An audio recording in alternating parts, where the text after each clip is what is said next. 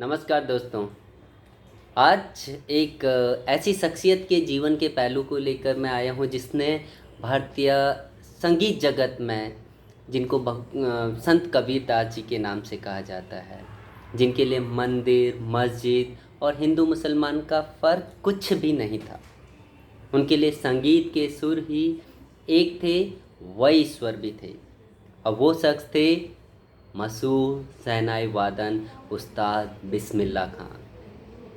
दोस्तों, कहते हैं कि संत कबीरदास का जब देहांत हुआ तो हिंदू और मुसलमानों के बीच में उनके पार्थिव शरीर को लेकर बहुत झगड़ा हो गया। लेकिन जब उस्ताद बिस्मिल्लाह खान का देहांत हुआ तो हिंदू और मुसलमानों की भीड़ उमड़ पड़ी। सेनाइयों की धुनों के बीच में एक तरफ मुसलमान फातिहा पढ़ रहे थे और दूसरी तरफ हिंदू सुंदरकांड का पाठ पढ़ रहे थे। दोस्तों, उन्हीं के जीवन से जुड़ी हुई एक अलौकिक अनोखी घटना, उन्हीं की जुबानी जो उन्होंने लोगों को बताई थी, मैं आपके साथ लेकर आया हूँ। बिस्मिल्लाह जी कहते हैं, मेरा बचपन मेरे मामू के घर में बीता।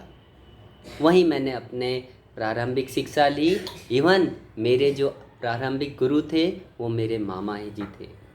वह घंटों घंटों बालाजी के मंदिर में बैठकर रियाज किया करते थे।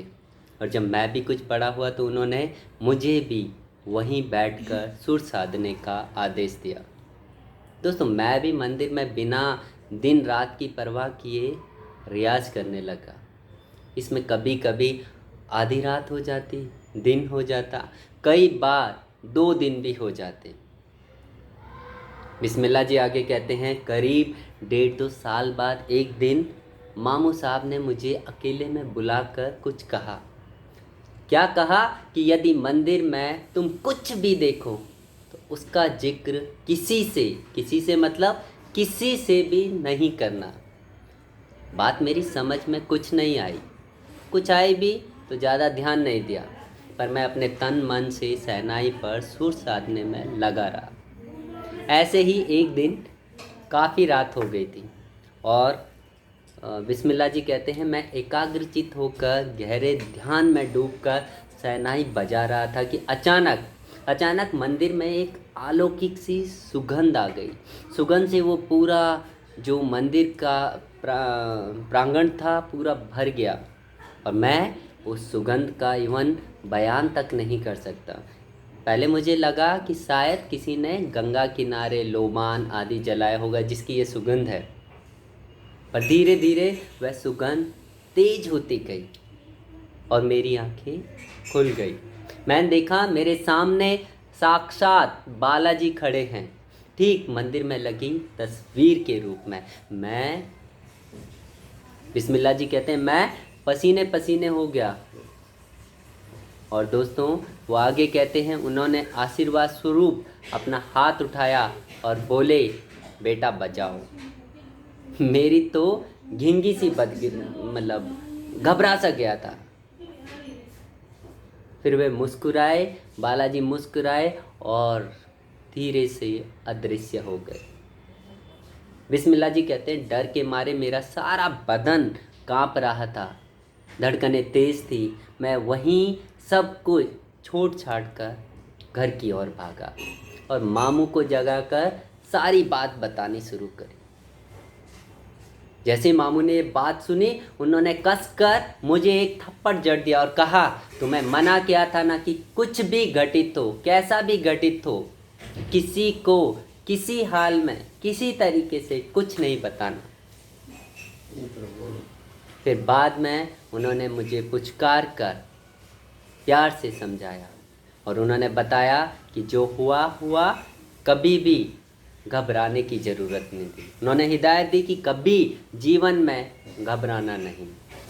और दोस्तों, वो आगे कहते हैं, इसके बाद मैं वर्षों एकांत में शहनाई बजाता रहा और अपने ऊपर बालाजी का आशीर्वाद, अपने मामू का प्यार, अपने मामू का जो ज्ञान उनको मिला, उसका एहसास हमेशा करता रहा। दोस्तों, तो उस्ताद बिस्मिल्लाह खां के बचपन में जो यह अनुभव हमको भी यही सिखाता है कि जहाँ कंसंट्रेशन है, फोकस है, ध्यान है, भाव है, पूर्ण निष्ठा है, जहाँ श्रद्धा है, प्रेम है, वहीं उस शक्ति का वास भी होता है। दोस्तों हमेशा याद रखें, प्रार्थना, जितनी भी प्रार्थनाएं होती है चमत्कार कर सकती है। जब हमें यह एहसास हो जाएगा कि हमारे साथ कोई एक शक्ति है, ईश्वरीय शक्ति है, अल्लाह की शक्ति है, गुरु की शक्ति है, पैगंबर की शक्ति है, तब हमारे भीतर के सभी नकारात्मक विचार गायब हो जाएंगे।